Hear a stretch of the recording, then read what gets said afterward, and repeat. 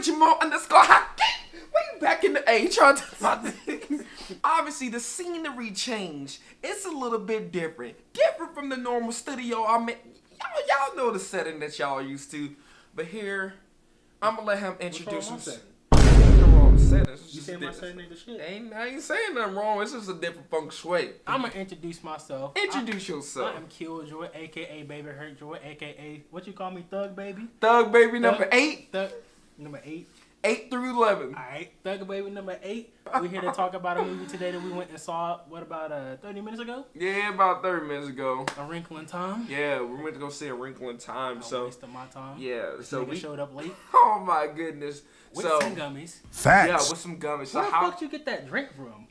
Dollar General, as a matter. I mean, like, where'd you pull it out from? Oh, my ass. Alright. I pulled the drink out of my ass. The first 10 minutes of the movie, probably the most interesting aspect of the movie. We hit that 15-minute mark, and I tuned the fuck out. Damn. Yeah, that's pretty much it. When I go into a movie, the thing I care about mostly is obviously the writing, the plot. Where are you taking me with the plot, with the story? What are you trying to do? They took what are you trying to convey to the audience? Now, it's the difference between delayed gratification. You know, you have some movies that are like slow burns, something that starts off kind of slow with a large payoff at the end. I think the audience knows what a slow burn is. Some people don't know what a slow burn is. But them motherfuckers are dumb because it's in the title, slow burn. Yeah, some niggas don't know. But I mean, when you think about it, like when you on fire, like it ain't slow, but it ain't slow. It's kind of painful. It's that what shit is kind of slow because you like And I feel like the movie tried to do that. Keyword, they tried to do that. So when it was happening throughout the movie, just for us to finally get to the ending of the movie, you know, I'm just gonna go ahead and throw it. It was ass. It was ass. The goal was to find said father, and you would think, oh, you know, okay, let's see how they go about doing it. That's pretty simplistic goal. Yeah, it's a pretty simple goal. The thing that's mind-boggling for me, you got these 3, however you want to look at it, 3 apparitions, 3 godlike figures, 3 deities, 3 entities. You have these 3 figures who are considered to be light, wholesome beings of some sort. And one of them is Oprah. And you telling me they needed a kid. Pause. I just realized this. You had a Mexican, a black person, and a white person. Well, I guess Mindy Kaling ain't Mexican, but close enough. Okay. She Middle Eastern? Yeah, she like Middle Eastern. I guess I shouldn't say Mexican. Complexity was there. Boy, if you don't get that Disney money though. Yo, that Disney money was nice. That Disney money was making it right. That Disney money. A few moments later. You missed the part at the beginning. Before the movie even started, there was like a PSA where it was the director talking about the movie and pretty much talking about how it's just about the journey and all that stuff. One of the main criticisms I'm seeing about this movie, which now that I've seen the movie, is, you know, there is virtually no story. And the plot pretty much goes nowhere. Funny enough, watching this PSA, all she ever talked about was the journey. She didn't say dip fucking swat about the story because this bitch already knew there was no story. Wow. There was no story. Wow. Something needs to know what it is. Like, if I know my movie is meant for, if she said journey, and I'm building this movie up to be about the journey. The journey better be entertaining right? as fuck. Right. The journey better be entertaining, but also the expectations of the movie don't need to be, oh, this is the next big thing. Oh, this is supposed to be. Don't tell me this movie is supposed to be as big as Black Panther when it's not even as good as something that's Black Panther. Don't build it up. You can't build this movie up. No. Now, I understand you want people to see the movie. Right? And don't get me wrong. Nah, nigga. I'm just gonna say, don't go see the movie. Don't go see the movie. If you do, go see it like we saw it for $5. Don't even see it for $5. Two? What about 2?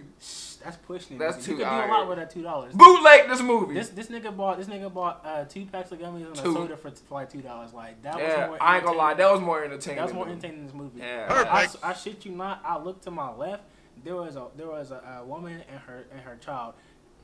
This nigga was knocked the fuck out. Like slump, lay like this. Sleep, bruh. Snooze button. Waking up, man, sleeping. Nigga was a baby crying. I was like, yep. Even I didn't want to watch the movie. Sure, I want to be crying too watching Look, it. there was somebody down in the right, in the lower hand corner. I don't know if you saw him, but this nigga was scrolling through Instagram the majority of the movie. Damn.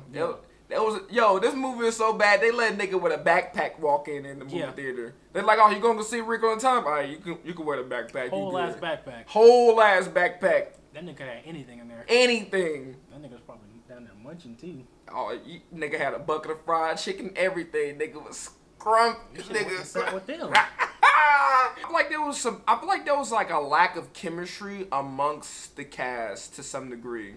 And either that or it was just the writing just wasn't there to help compensate for that chemistry. I'm not gonna say it was a lack of chemistry because like mostly everybody in this movie did a really good job in acting. I mean, you had a couple of people, really talented actors that are in this movie that are clearly wasted. But overall, I think the acting, the exception of Charles fucking Wallace. No, I like him. I fuck Charles Wallace. A little bit. Them niggas, probably my favorite. You call this nigga Charles, call this nigga Wallace, call this nigga Wally. Yeah. Possibly his first, big budget film, and it's also, a Disney film. Where Honestly, Disney films are always held to higher expectations, but I'm sorry, but this kid was so inconsistent in this movie. I like him though, man. No, that was my man. favorite. Like there was That's moments my favorite. in the movie where like I was okay, he's a believable, little kid. And then there was some like, especially towards the end, they just gave him too big of a role. Like he could not feel the shoes. But here's the thing though. I feel like with that though, you have to disassociate writing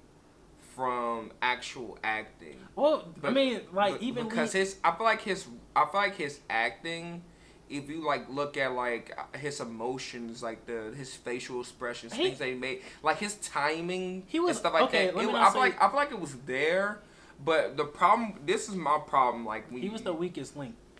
Again, you have to look at the writing for that. Oh no, the writing was really poor. And that's what I'm saying. Like, how come there was no conversation, like that the father that they found and Calvin. There was no. It was as if the father didn't even witness that person there. As if the father knew him his whole life. So every he was a part of the family. And you can back me up on this. Every African American, between us and anybody that happens, of the 5-10 people that might watch, this video. Might. Every black person knows that you just don't bring nobody into your mama's house. Nope. Sit at your table. Eat your food. Drink your Kool-Aid. Kool-Aid, nigga. With no introduction. Introduction. I shit you not. Who is this nigga? I shit you not. There was a scene in this movie where I already forgot. Weak transition, by the way. I already forgot the main girl's name. Meg. Oh, yeah, right. Meg. Megan. Family Guy. Meg. Megan Carter. Not Calvin. Look, yeah, I remember Meg because not likable. Shut up, Meg. Not like yeah.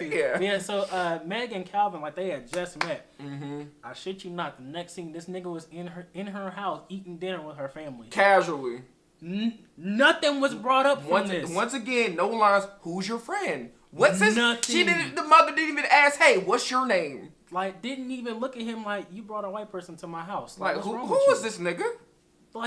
Like nothing. I want some of y'all to go out there and try and bring just some random person off the street into your mama's house and just see how far you get. See how far they get. As a matter of fact, not only will they get put out, but you might get put out with them. Like, and you know one thing I just thought about in my mind. What? Like when they came back, when the girl, this is the term called tessered, which y'all not even gonna fucking look up or care about. When they tessered back, the mother just looked at the husband, didn't slap that nigga, didn't say, "Oh shit, you back." He did this cheesy ass one-liners like, "Am I late?" Like, no, he said, "Sorry, I'm late." Sorry, I'm late. And then the mother, okay, cool. I'm gonna get back in a second. The mother didn't even look at the kids like, where have y'all been, bruh? No, even on top of that, this Charles Wallace was inside the house. Like, he had just walked inside the house. And the mother said, Charles, what did she say? Why are you outside? She said, what are you doing outside? Yeah, what are you doing outside? Outside of where? Clearly you're inside the house. The more important question is like, where the fuck have you little bastards been? For a movie about time, like, this movie did a really poor job explaining time. The concept of time, because the only thing that you know out of this movie is that Meg's dad has been missing for 4 years. That is the only thing that you get out of this movie. Outside of that, there is no concept. And then they try to be cool. They try to be so science-y by trying to incorporate different terminologies of like, oh, this is the slingshot method. They try to incorporate different motherfucker. I took AP Physics. Some of that shit that happened, you defined the laws of physics. Should we talk about the scene? Yeah, let's talk about the scene when they were lying on the back of lettuce. A giant piece of lettuce. And they were just floating. Oh my god. They were just floating. And then all of a sudden, Calvin decides like he's going to adhere to the laws of gravity and physics, and he's going to fly off the lettuce. Okay, here's what didn't make sense, right? So besides the whole movie. I understand. Besides the whole movie, this what made lesser sense even more. Okay, so I understand an object in motion stays in motion. Cool, I get that. But then you gotta take into account wind resistance. You gotta take into account gravity. Yep. And they're sitting there, like literally hovering. And hovering. I don't mean to cut you off, but I failed science like 3 years in a row. Bruh. High school and college. So I mean, like, I love science. But even I understand that, like, the laws that these niggas was following, like, I don't know. Like, this man kept turning to me throughout the movie, like, man, is this supposed to happen? This supposed to happen? All I can say is, nigga, I don't know. Nigga, I'm about to say something. God, don't strike me down for this, but man. If Stephen Hawking saw this, matter of fact, he probably did see this movie, and that's kind of why. The nigga died like a couple of days ago. Yeah, he probably did see this movie. That's why he died. He saw this movie. He said, "This defies the laws of physics." God, dead. I'm not trying to completely shit on this movie because like this movie has some really high points. Like one of the great things about this movie is like visually, like it's spectacular. Like Disney. Fucking fantastic job. Like, you threw all your money at this screen and it paid off. It paid off very, very well. There were some areas that were kind of shoddy, but overall, visually, like, I was interested into the movie. The color palette, the lighting. Over $100 million. Everything that you did visually, you know, I give you props for. Yeah. Personally, my favorite scene in the movie was, I guess, around the middle area. Let's talk about, that was by far the best part of the movie. The acting was on point. You know, character development, backstories, you know, motivations. That's the most you get out of the movie. Very, very, very emotional. Definitely set the tone for, you know, why these people were on this journey and, you know, what the stakes were. Outside of that, I ain't gonna fuck about this movie. Yeah, I did. But going back to what he said, you know, like, visually this movie was stunning, but them niggas must have ran out of money because, like I said, there were several points in this movie where these kids is getting tossed around, knocked down, beat up. Nigga, no lacerations, no torn clothes, no dirt on their skin, you know. Glasses didn't break. Man, her glasses is cleaner than mine, my nigga. Like, and she was getting thrown around with trees and tornadoes and oh my god. And on top of that, when you look at the grand scheme of what was happening in the movie, like they really didn't touch on the stakes. What was the stakes? What were the stakes? What was the only thing we know is it was a journey like of her trying to find her. And but the darkness was kind of just inserting like, oh yeah, like there's darkness here. But if you really look at the grand scheme of things, at the end of the day, there's darkness. Rather she found her father or not, there was darkness everywhere. There's darkness already within and that's what they did tell you about the movie. But at the end of the day, I didn't need the fucking movie to tell me that there's darkness amongst this world. But what I did, like, they're like, oh yeah, we had previous warriors, and we want you to be the warrior now. I get that. That's cool. But just this wee little girl is going to fend away all this evil. But yet y'all three entity deities couldn't do it, and y'all want this fucking warrior to do it? Her, this little kid? What are y'all doing then? Oh, we can't go near it. But she can? Like, what's the stakes? What was the stakes? Like, what was the risk? What if I don't get my father back? Is the world going to end? One of my pet peeves about movies is forced romances, and they kind of did that. When they say that love can conquer all, love is the most powerful thing. Like love defeats evil, because essentially that's what happened. Of course, because it's in spoilers. Because like nobody gives a shit. There's light, there's dark, and the weapon to use to defeat dark is love. So that's your own weapon. Meg's little brother Charles Wallace got taken over by the darkness, Camelot, whatever the fuck it's called. Mm-hmm.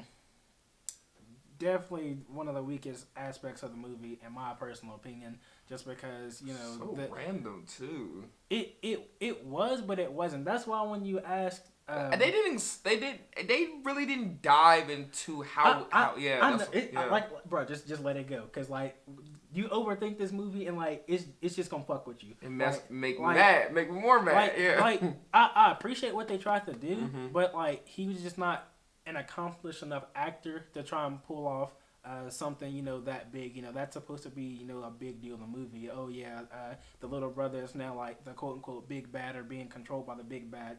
But I mean, I did not feel even remotely intimidated by him. You know why I think it was. I think it was because how you come across in terms of like how you're pronouncing certain words. Like, I feel like if the words were articulated in a different manner, he wasn't really articulating his words properly. Yeah, because even in the beginning of the movie when he was first like yelling out to his sister Meg. I had to lean in. I'm like, what the fuck is he saying? Yeah, he was using some really big ass words. He was using big words, but him. That was one thing I heard from another reviewer. It was like a lot of words, a lot of stuff that was being said by some of these characters. Like I'm like, hold on, you're giving too much adultness. You're giving too much of older qualities to younger kids. Right. You're getting too many older qualities. And not to say that there's kids that age that aren't we're not smart. We're not downplaying that at all. But it's like but the fact of this movie is like this is not the type of character. Not these characters. No. This character did not need to be this smart. Like this, even more so than them just allowing what's the dude's name, Carter? Calvin. Whatever. Yeah. Even more so than them just allowing him to waltz inside the house. Charles Wallace allowed a grown-ass woman inside the house at night. And they didn't even explain it. They didn't even explain They didn't explain it. People literally just started popping up out of nowhere. There was no way. How did this lady get in here? And it was just like, oh. And like I told you, like things were happening in the movie where people weren't even giving like the appropriate, reaction to it. Like Reese Witherspoon popped up in the house, and they're like, oh, come here, why are you here, da-da-da. But, like, in reality, that's not how that situation would play out. Exactly. They were way too calm about that. Too calm. And, like, there was no punishment, no repercussions, like, no discussions. Like, this movie was literally just, it was just a bunch of scenes just thrown together. Yeah. Like, the transitions were just horrible. Yeah.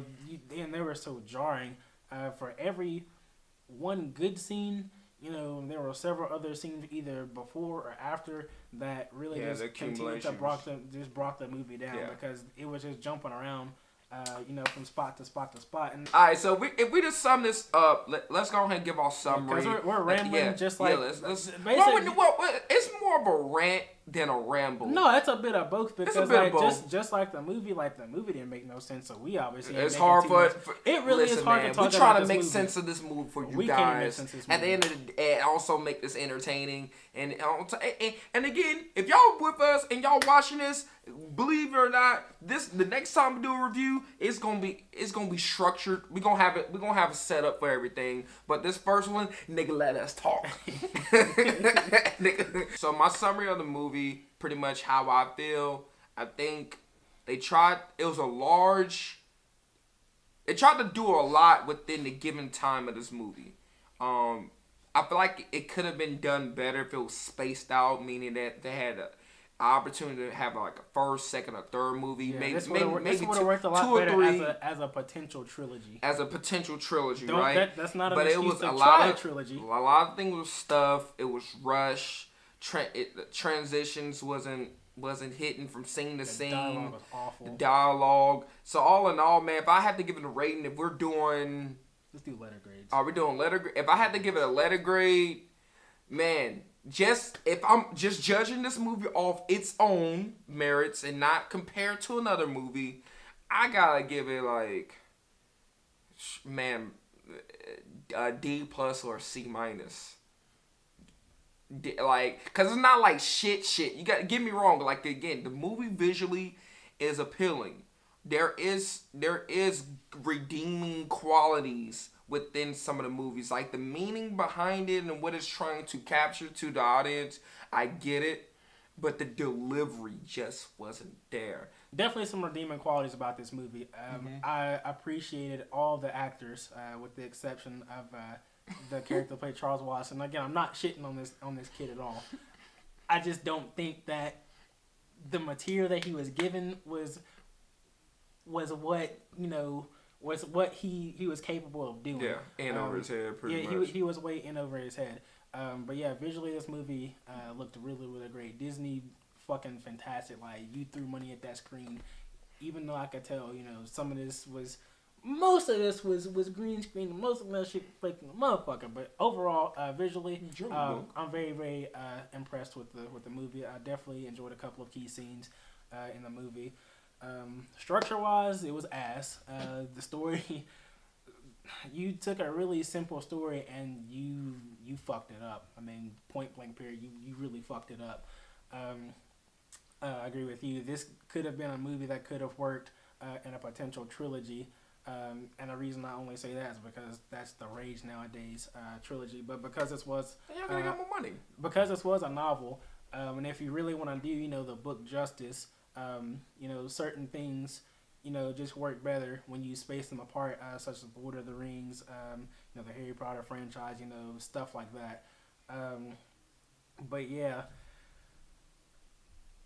this is probably the worst movie I've seen all year. I mean, I haven't seen every single movie that's come out so far, but I've seen enough to know that, you know, this is not a good movie. Don't waste your time on this movie. Don't waste your money on this movie.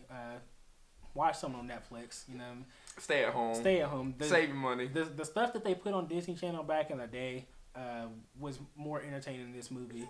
And it's a shame because, you know, no, this is Disney, so Disney's held to, you know, a higher standard. But unfortunately, because it is Disney, they think that they can just put out whatever, and if it's shit, they think it's gonna be okay. And expensive shit, basically.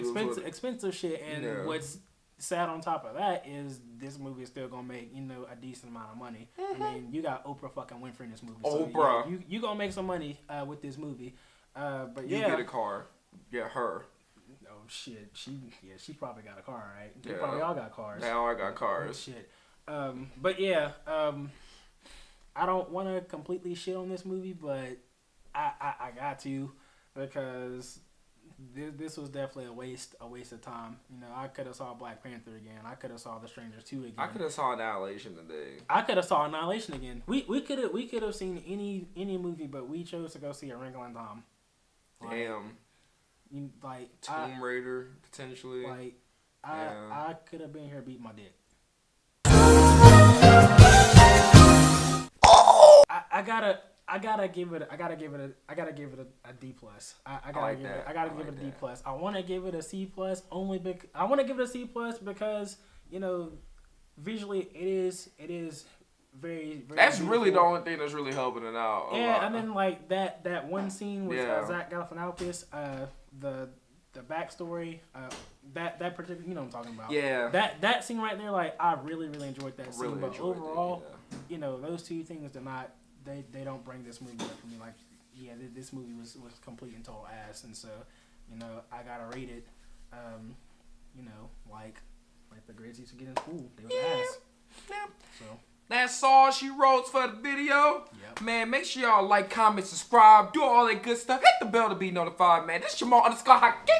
And we gonna be back for another reaction review. I told you I'm gonna do more reviews. Everything, the whole shebang, the whole nine. So peace out. Love, peace, chicken grease. Peace.